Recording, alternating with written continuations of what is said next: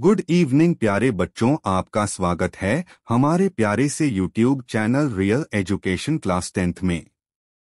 मैं आशा करता हूं कि बच्चों आप सभी अच्छे होंगे और अपना पढ़ाई अच्छे से कर रहे होंगे। बच्चों, अगर आप इस चैनल पर नए हैं तो इस चैनल को सब्सक्राइब जरूर कर लें और साथ ही बेल आइकन को ऑल पर सेट कर लें, जिससे कि आने वाली वीडियो का नोटिफिकेशन सबसे पहले आप तक पहुंचे। तो प्यारे बच्चों, हमने पिछली क्लास में पढ़ा था कि बहादुर पाठ का फुल स्टोरी वीडियो और ऑब्जेक्टिव क्वेश्चन। मुझे आशा है कि आप सभी अच्छे से बहादुर पाठ का फुल स्टोरी वीडियो और ऑब्जेक्टिव क्वेश्चन देख लिए होंगे। बच्चों, अगर आपने बहादुर पाठ का फुल स्टोरी वीडियो और ऑब्जेक्टिव क्वेश्चन नहीं देखा है तो लिंक डिस्क्रिप्शन में है, अभी जाकर जरूर से देखें। प्यारे बच्चों, आज हम लोग एक नई क्लास पढ़ेंगे जिसमें बहादुर पाठ का सब्जेक्टिव क्वेश्चन कराया जाएगा, जिसमें से कुछ प्रश्न आपके वार्षिक परीक्षा 2025 के एग्जाम बोर्ड में आएगा। बच्चों, अगर आपको ये वीडियो अच्छा लगे तो एक लाइक जरूर करें और साथ में चैनल को सब्सक्राइब करना न भूलें। बच्चों, अब हम अपनी नई क्लास शुरू करते हैं। प्रश्न संख्या 1, अपने शब्दों में पहली बार दिखे बहादुर का वर्णन कीजिए।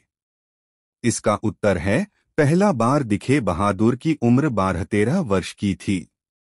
उसका रंग गोरा, मुंह चपटा एवं शरीर ठिगना चकैठ था। वह सफेद नेकर, आधी बाह की सफेद कमीज और भूरे रंग का पुराना जूता पहने था। प्रश्न संख्या 2, कहानीकार अमरकांत को क्यों लगता है कि नौकर रखना बहुत जरूरी हो गया था? इसका उत्तर है, लेखक की पत्नी निर्मला सवेरे से शाम तक खटती रही थीं। सभी रिश्तेदारों के यहाँ नौकर देखकर लेखक को उनसे जलन भी हुई थी। नौकर नहीं होने के कारण लेखक और उसकी पत्नी लगभग अपने को अभागे समझने लगे थे। इन परिस्थितियों में नौकर रखना बहुत जरूरी हो गया था। प्रश्न संख्या 3, लेखक को क्यों लगता है कि जैसे उस पर एक भारी दायित्व आ गया हो? इसका उत्तर है, लेखक के घर में ऐसा वातावरण उपस्थित हो गया था जिससे लगता था कि लेखक को नौकर रखना अब बहुत जरूरी है। लेकिन नौकर कैसा हो और कहाँ मिलेगा, यही प्रश्न लेखक को एक भारी दायित्व के रूप में महसूस हो रहा था।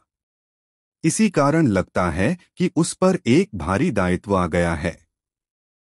प्रश्न संख्या 4, बहादुर के नाम से दिल शब्द क्यों उड़ा दिया गया? विचार करें।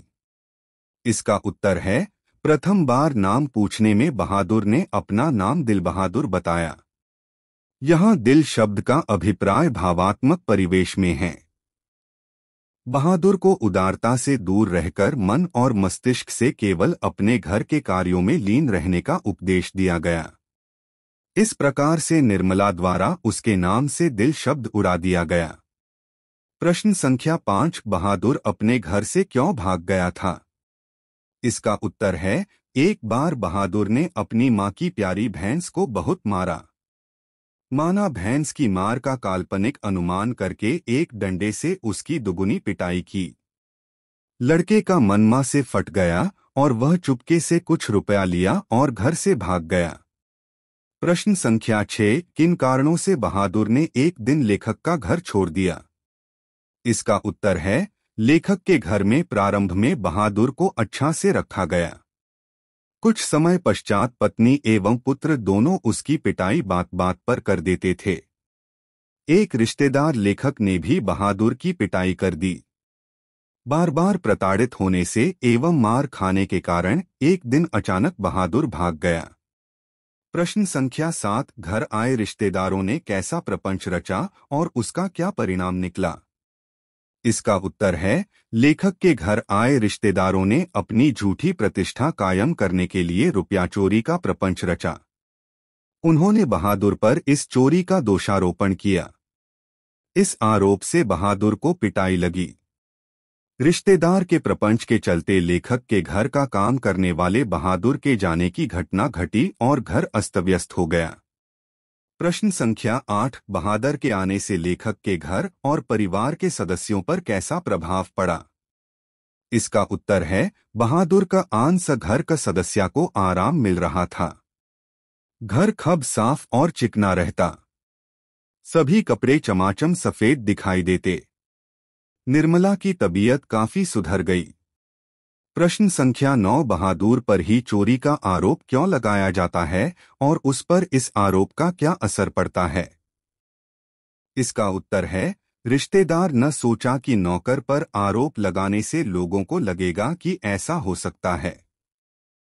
बहादुर इस आरोप से बहुत दुखी होता है। उसके अंतरात्मा पर गहरी चोट लगती है। उस दिन से वह उदास रहने लगता है। प्रश्न संख्या 10, निर्मला को बहादुर के चले जाने पर किस बात का अफसोस हुआ? इसका उत्तर है जब रिश्तेदार की सच्चाई का आभास हुआ और यह बात समझ में आ गई कि बहादुर निर्दोष था, तब निर्मला को पश्चाताप हुआ। वह यह सोचकर अफसोस कर रही थी कि वह बिना बताए क्यों चला गया।